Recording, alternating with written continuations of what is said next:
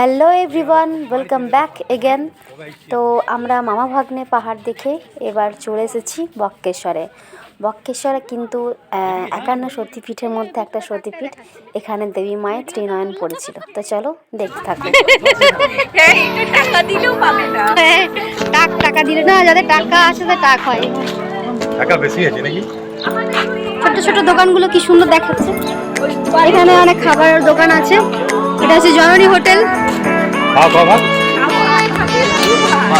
এই যে রুদ্রাক্ষের মালা ঝুলছে। বক্রেশ্বরের আরেকটি প্রসিদ্ধ জিনিস হলো উষ্ণপ্রস্রবণ। এখানে 8টি উষ্ণপ্রস্রবণ আছে। তো আমরা সবগুলো ঘুরিনি, তো কয়েকটা দেখলাম আর তোমাদের সঙ্গে শেয়ার করলাম। এই দেখো জলটা থেকে একদম পুরো ভাঁপ উঠছে।